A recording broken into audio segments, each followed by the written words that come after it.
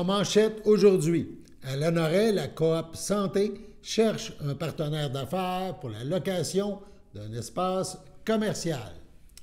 Bonjour à tous, bienvenue à votre bulletin d'information sur les ondes de CTRB, votre télévision locale et régionale. Aujourd'hui, le 26 mars, Alain Bellumeur au pupitre. On débute par de l'information qui nous provient de Lanoraie. En effet, la coop de Lanoraie, la coop Santé, a décidé en Assemblée générale annuelle de prolonger l'appel afin de trouver un partenaire d'affaires dans le but ultime de trouver un local où pourrait justement s'installer la coop Santé. Les membres ont pris la décision de façon unanime que soit prolongée la période prévue pour accepter le dépôt des propositions.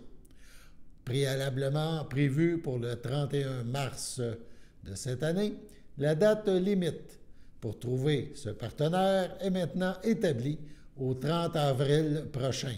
On a donc ajouté un mois au calendrier. On rappelle que la coop de Lanoraie cherche à offrir des services. C'est une coopérative. Donc, elle veut être, un carrefour de services intégrés en soins de santé physique, mentale et sociale qui mise sur la solidarité et l'humanitude, peut-on lire dans les documents. On parle de créer, à l'aide de partenaires publics et privés, un écosystème multidisciplinaire visant à offrir à la population du Grand Lanoraie une gamme de services de proximité du domaine curatif, préventif et promotionnel en santé physique, mentale et sociale. Donc, c'est un projet qui se travaille depuis plusieurs mois à Lanoraie. On a déplacé un petit peu là, le moment où la date limite, pour déposer une offre à titre de partenaire potentiel de cette coop qui cherche un local pour s'héberger. Donc, un dossier à suivre à Lanoraie. CTRB, dans un tout autre domaine, on parle de culture maintenant, CTRB a rencontré un jeune chef d'orchestre. Il s'agit de Francis Chouanière. Ce jeune homme a, jusqu'ici, malgré son jeune âge, eu la chance de côtoyer de grands musiciens. Prochainement, donc, à partir du mois d'avril et durant tout le mois d'avril, il sera à la tête d'un orchestre et cet orchestre, évidemment, nous fera vivre plusieurs magnifiques mélodies reliées à des films, du cinéma. On parle d'Harry Potter, d'Amadeus, de Star Wars, du Parrain, de Gladiateur, de Titanic, et j'en passe. CTRB a eu la chance de rencontrer Francis Chouanière et on rappelle, dans toute cette tournée du Québec et du Canada, qui se déroulera en avril, qui débute le 3 avril à Québec, au Palais Montcalm, eh bien, le plus près de nous, ça sera Trois-Rivières, le 10 avril prochain, à 19h30, à la salle J. Antonio Thompson. Donc, si vous êtes des amateurs de musique et de musique de film, entre autres, eh bien, peut-être que c'est un rendez-vous pour vous. Il nous parle donc dans une première partie de son expérience comme chef d'orchestre. Je suis en compagnie de M. Francis Chouanière, qui est chef d'orchestre pour l'orchestre, entre autres, Film harmonique du Québec. C'est très, très bien comme titre. C'est sûr que le film est mis comment je pourrais dire ça, en préséance parce que vous présentez des prestations très intéressantes. Bonjour, puis merci d'avoir accepté notre entrevue. Plaisir, merci beaucoup. Vous êtes un jeune chef d'orchestre. Qu'est-ce qui vous a amené à devenir chef d'orchestre? Parce qu'on ne s'invente pas ça demain matin, ou peut-être elle allait me répondre oui, là, déjà, très jeune, vous dirigiez de la musique, vous avez aimé ça, faire ça? C'est venu un peu naturellement pour moi. J'ai commencé comme compositeur, je composais des petites œuvres au piano éventuellement, j'ai commencé à écrire des œuvres pour orchestre et ça m'est arrivé de diriger mes propres œuvres pour un concert. Et après cette première expérience de diriger un orchestre, et c'était un chœur aussi, j'ai développé un peu cette passion et je me suis dit, je veux voir où ça s'en va. Où ça va vous mener, tout ça? Vous avez eu la chance de participer, vous marquez dans votre bio, avec des grands artistes aussi, donc il y a une question de motivation, il y a un contact avec ces artistes-là, non? Absolument. Donc, dès un très jeune âge, j'avais eu la chance de collaborer avec Andrea Bocelli, Sarah Brightman, Hans Zimmer à leur passage à Montréal. Je préparais mes chœurs pour chanter avec ces artistes-là et je chantais aussi dans le chœur que je préparais. Donc c'est ça, on avait des très grandes expériences comme ça avec des shows faisait au Centre Bell. Et ça aussi, ça m'a motivé à continuer. Et ça m'a aussi développé l'intérêt pour développer des produits, des concerts symphoniques autour de la musique de film. Oui. Et donc, c'est là où on avait commencé avec, j'ai fait une production, les premiers ciné-concerts, c'est pas les premiers, mais un des premiers grands ciné-concerts, le Seigneur des Anneaux, qu'on a présenté à la salle Wilbur Petty en 2019, avec 250 musiciens et choristes sur scène. Et on a interprété la trame sonore complète de A à Z en synchronisation avec le film. C'est beaucoup d'ouvrages là pour avoir eu à voir et à comprendre qu'est-ce qui se passe. Ce genre de musique-là, on va en revenir tantôt à la musique de Vivaldi, mais je vais faire un parallèle entre les deux. On parle de musique classique qu'on connaît bien, qu'il y a beaucoup de choses connues, et vous me parliez tantôt de Hans Zimmer, vous me parlez de Morricone, vous me parlez de Williams. Sur quel pied vous les mettez par rapport à des Vivaldi? Est-ce que c'est des grands compositeurs pour vous? C'est quand même ils ont réussi à faire de grandes choses, là. La musique de film, pour moi, c'est vraiment l'extension de la tradition de la musique symphonique classique. On voit tous les mêmes, l'historique, comment ils utilisent les instruments, l'orchestration, c'est tout basé sur cette tradition. Même la manière que John Williams développe des thèmes, on le compare facilement à un compositeur comme Gustav Holst, un compositeur britannique. Et on voit vraiment c'est la musique de notre génération, et en fait ça touche plusieurs générations, la musique de John Williams par exemple ou Hans Zimmer. C'est dans les vingtaines autant que dans les soixantaines et même plus vieux. Ça n'a aucune barrière, et c'est pour ça, pour nous, c'est tellement la musique importante de présenter en concert, parce que ce qu'on voit dès le début de nos productions, c'est de plus en plus, on rapporte des gens en salle qui n'ont jamais vu un orchestre symphonique en concert. Je crois que notre premier concert qu'on avait fait, c'était 50% de la salle étaient des premiers abonnés.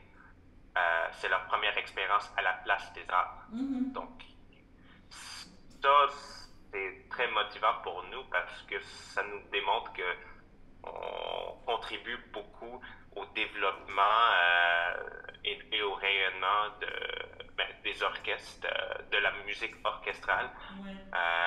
Et ça fait un peu partie de notre mission, c'est l'accessibilité à la musique symphonique. Et éventuellement, la question c'est est-ce que ces gens vont aller après pour voir de la musique classique comme du Beethoven ou du Mozart? Je crois que c'est quelque chose qui se bâtit plus long, sur un plus long temps. Mais on voit déjà des gens qui ont venu à, disons, Seigneur des Anneaux, qui après ont venu à un concert comme Fantasia, qui est juste la musique classique mais avec projection. Et après, qui se sont dit, pourquoi faire l'autre pas et aller voir quelque chose comme Vivaldi et Piazzolla. Donc, je crois qu'il y a des étapes qu'on fait, qui mènent à une progression d'intérêt pour la musique orchestrale. C'est ça. Parce qu'il faut comprendre aussi que quand on écoute un film, par exemple, je vais prendre Le Seigneur des Anneaux ou je vais prendre Pirates des Caraïbes, c'est un orchestre qui l'a joué. Là. Quand il y a eu ces pièces-là, les gens n'ont peut-être pas conscience quand ils sont allés voir le film qu'il y avait un orchestre en arrière. Donc, vous avez un petit peu démocratisé ce genre d'ensemble-là que tu as l'impression que c'est juste pour des concerts d'élite. Tu sais, je veux dire, c'est vraiment important là, de rendre ça vraiment plus accessible. Et je crois pas que les gens nécessairement ils réalisent le nombre de musiciens impliqués dans les projets. C'est comme Seigneur des Anneaux, 250 musiciens choristes. C'est un peu ça comment c'était enregistré. Hans Zimmer, John Williams, c'est au moins c'est presque 80 musiciens dans un studio. Nous, ça sort juste à l'arrière-plan avec tout ce qui se passe, avec les effets spéciaux. C'est aussi un peu ça la beauté des ciné-concerts, c'est on met vraiment la musique en avant-plan et très souvent on entend beaucoup plus de détails qu'on n'aurait pas entendu juste chez nous, avec un système audio. Sur ce, on passe à la pause. Votre station de télévision de Berthierville vous invite cordialement à son bingo hebdomadaire télédiffusé tous les samedis matins dès 9h30. Depuis longtemps, les fans de CTRB se divisent le joyeux montant de 600 $ chaque semaine à cette joute de bingo. N'oublions pas non plus le super bingo mensuel d'une cagnotte de 2000 $ que vous pourriez vous partager chaque premier samedi du mois. Un moment de fébrilité qui pourrait devenir payant pour plusieurs d'entre vous. Pour vous procurer ces fameuses cartes de jeu, les dépositaires participants sont à Berthierville, le dépanneur Formule 1, la station-service Armois sur le boulevard Gilles-Villeneuve, le marché IGA Extra Famille Mont-d'Or sur la rue Gabrielle Brissette, le marché Métro Boucher sur la rue Notre-Dame et la pharmacie Proxime sur la rue Frontenac. À Saint-Ignace de Loyola, le dépanneur Proxy sur la rue de la Traverse, la boucherie Aldo sur le rang Saint-Michel.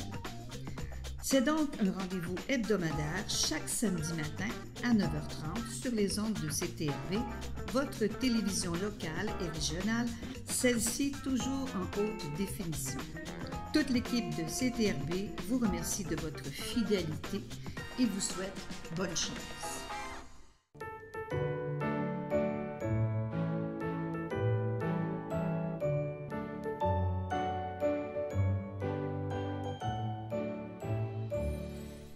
On y va pour les anniversaires pour aujourd'hui, mais aussi pour les prochains jours. Pourquoi? Parce que votre bulletin d'information prendra une pause pour le congé de Pâques. Donc, il n'y aura pas de bulletin demain, ni jeudi, ni vendredi, ni lundi prochain, le lundi de Pâques, et on se retrouvera le 2 avril. Entre-temps, à l'heure du bulletin de nouvelles, il y aura une autre Belle Humeur à l'écran, puisque Gilles Belle Humeur vous incitera à être plus en forme. Donc, il y aura des entraînements sur petit écran ou sur votre grand écran. On vous invite à accompagner Gilles et tout ça dans une période où la remise en forme est sûrement nécessaire là, dans le temps de Pâques. Donc, on y va avec les anniversaires 26 mars.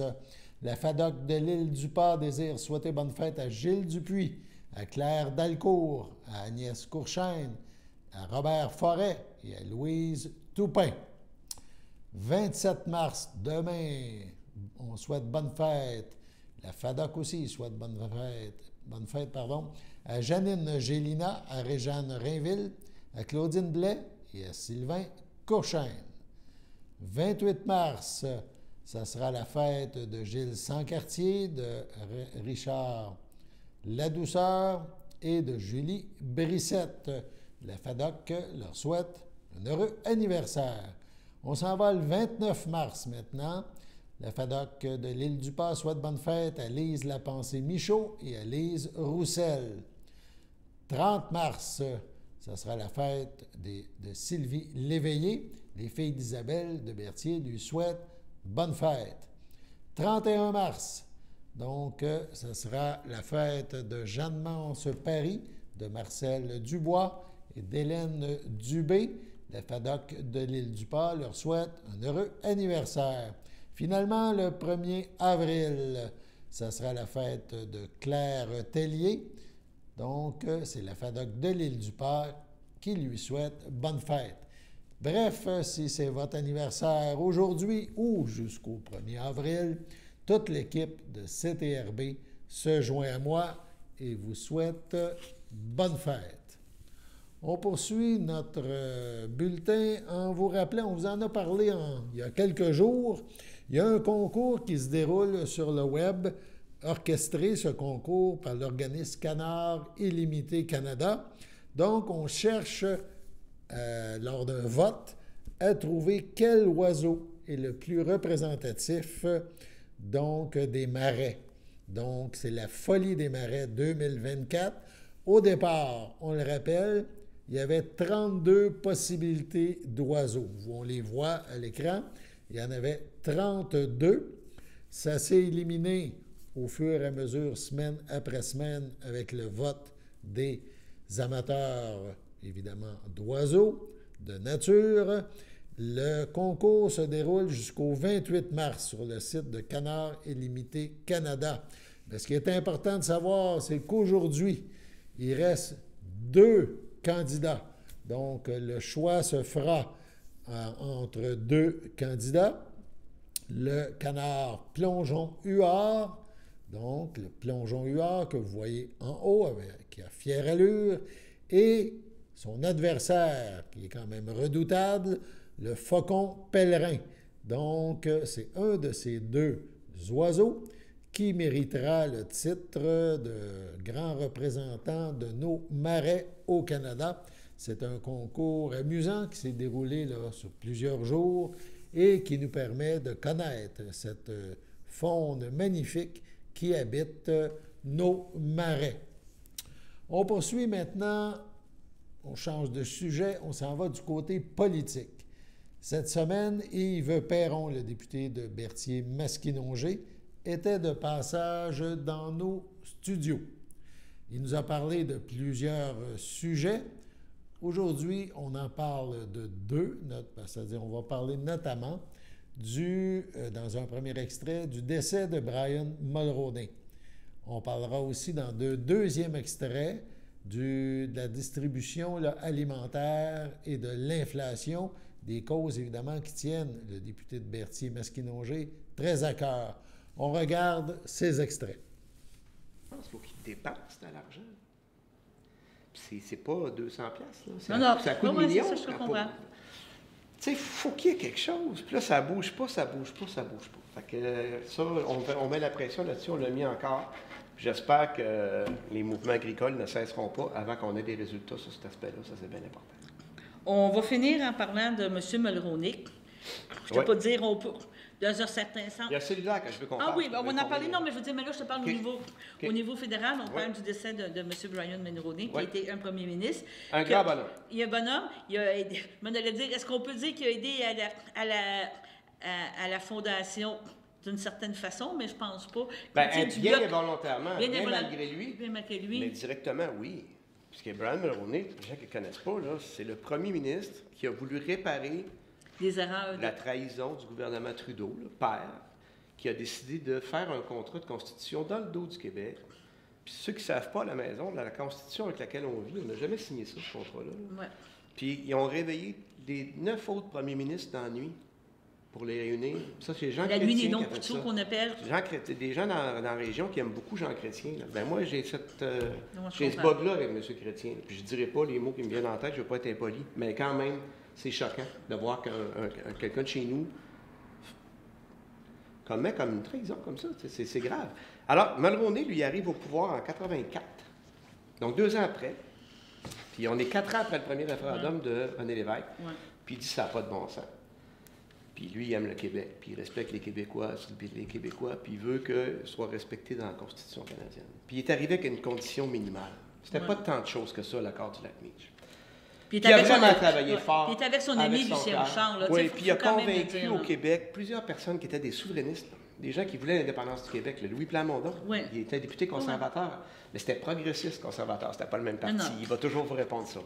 Mais tu sais, Lucien Bouchard et ainsi de suite.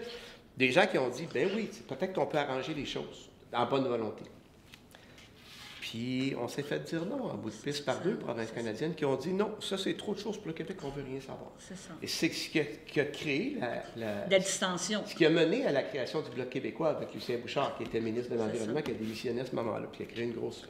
Mais ça n'enlève pas les qualités de M. Mulroney, bien au contraire. C'est un homme honnête, intègre, c'est un grand diplomate qui est grandement responsable de la fin de l'apartheid en Afrique du Sud. C'est quand est-ce qu'on va voir ça, un premier ministre canadien là, qui intervient de façon intelligente et constructive en diplomatie aujourd'hui dans le monde pour faire une différence? Là, on voit juste des petits shows de boucan, des petites visites. Oui, mais il y a eu un gros impact. C'était un grand homme politique. C'est lui qui est à l'origine des premières ententes sur l'environnement avec les États-Unis, puisqu'on avait des problématiques de pluie acide à cette époque-là. C'est ça. C'est lui qui est à l'origine des premiers accords de libre-échange avec les Américains. Oui, c'est ça. C'est un grand premier ministre, je ne suis pas gêné de le dire, même si je suis indépendantiste.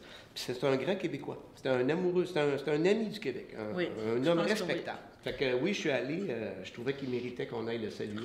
Puis je peux vous dire que je n'irai pas faire ça pour chaque premier ministre du Canada. Non, mais c'est impressionnant. Je pense que Brian Mulroney, c'est un grand bonhomme. J'écoutais une entrevue ce matin de Brian Mulroney qui parlait ce matin à la radio, puis qui disait qu'à Ottawa, il y a tous les ambassadeurs, beaucoup de tous les pays sont passés d'offrir des sympathies, puis beaucoup disaient qu'encore aujourd'hui, l'impact que lui avait eu dans les démocraties, comme tu dis, là, au niveau de la démocratie, au niveau international, on pourrait dire, l'impact qu'il y a eu, puis il disait que les ambassadeurs reconnaissaient que, il y a 20 ans, il y a 30 ans, il y a 40 ans, qu'est-ce qu'il y avait travailler avec le pays ou avec l'ambassadeur, ça avait encore des impacts positifs dans plusieurs pays. En tout cas, je pense que... Oui, absolument. On était complètement ailleurs, puis sans manquer de respect envers personne, on n'a pas cet impact-là aujourd'hui. Le premier ministre du Canada s'exprimait sur la scène internationale, ça avait un impact. Aujourd'hui, je pense que ça suscite peut-être même... en fait, je pense même que ça suscite des sourires en coin. On n'a qu'à se penser... ça, c'est triste. C'est important, c'est un dossier qui est très, très, très important. Le code de conduite des épiciers pour les gens à la maison, là, quand on parle des prix à l'épicerie, c'est à l'origine de ça, l'étude. On a découvert, dans le fond, en faisant cette étude-là, que les grandes d'alimentation, il y a 5 entreprises qui contrôlent 80% du marché.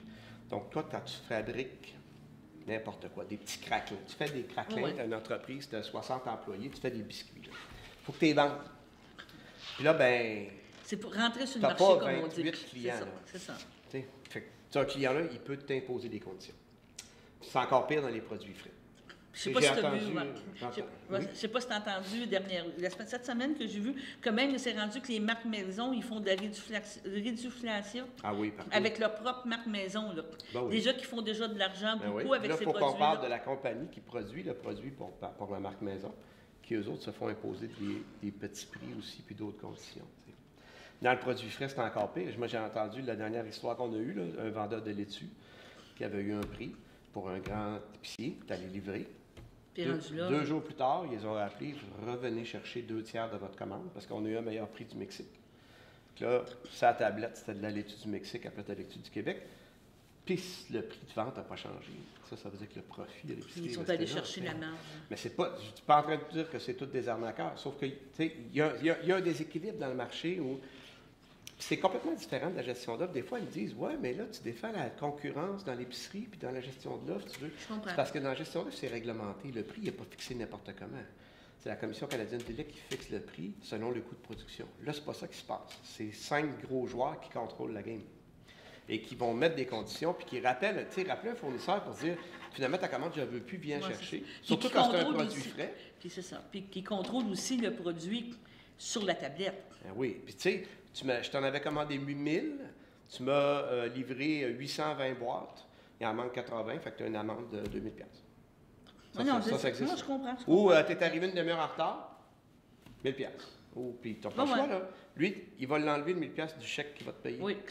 Plus le 2% de commission. Plus... Puis là, c'est David contre Goliath. Puis là, même ces gens-là, quand ils nous parlent en privé, ils me disent « Moi, je ne veux pas aller témoigner au comité. » Parce que là, ils vont savoir que moi, j'ai chialé, j'ai peur qu'ils ne m'achètent plus l'année prochaine.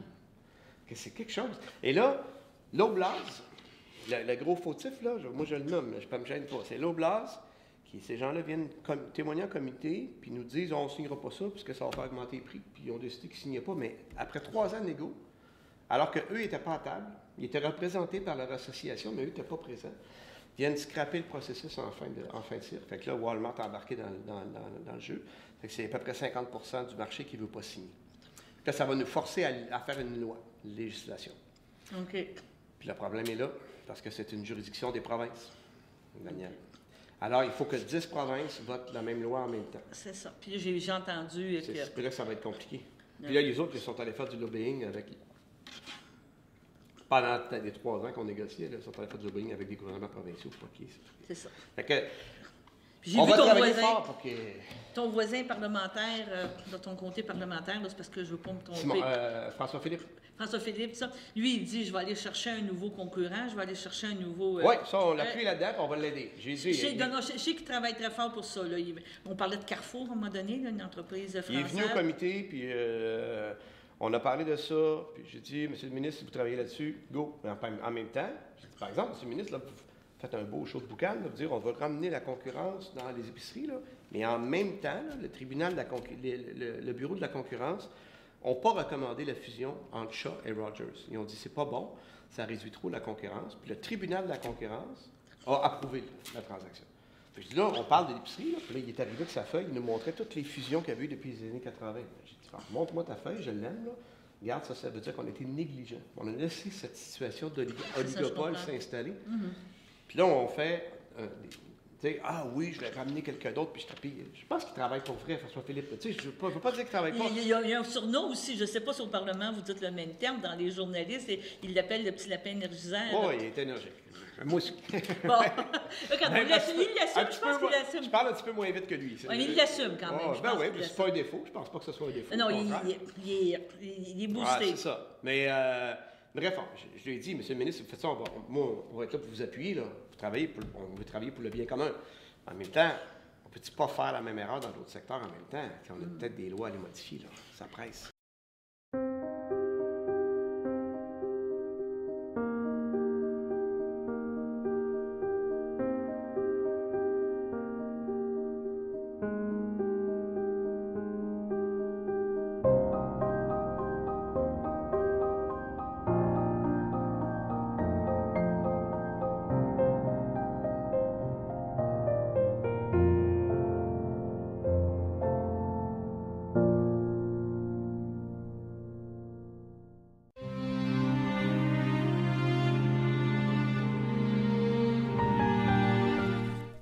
Au CHDL de Saint-Charles-Borromée, le 13 mars à 77 ans, est décédé M. Roch Forgette, fils de feu Jean-Julien Forgette et de feu Laurette Rousse, demeurant à Lavaltrie. Il laisse dans le deuil ses enfants, Sonia Forgette, le Gadouri, Yannick Forgette, ses petits-fils Félix et Alex, ses frères, sa sœur, sa belle-sœur Lucien Forgette, Daniel Forgette, Lucie, Nicole Forgette, feu Laurent Hainaut, ainsi que plusieurs neveux, nièces, autres parents et amis. La famille vous accueillera samedi 30 mars, 9h, au complexe funéraire Thériault à Berthierville. Suivra une liturgie à la chapelle du complexe à midi. M. Forgette sera inhumé au cimetière de Lavaltrie le même jour. Au centre d'Aisy, le 14 mars à 94 ans, est décédée Mme Thérèse Vanasse, épouse de feu Bernard Bérard, demeurant Berthierville, native de Masquinongé. Elle laisse dans le deuil son filleul Michel Vanasse, neveux, nièces, autres parents et amis. La famille vous accueillera samedi 30 mars midi au complexe funéraire Thériault à Berthierville. Sur ce, on vous souhaite une bonne fin de semaine, un bon temps de Pâques et on se retrouve ensemble pour la prochaine édition du Bulletin d'information le 2 avril. À bientôt.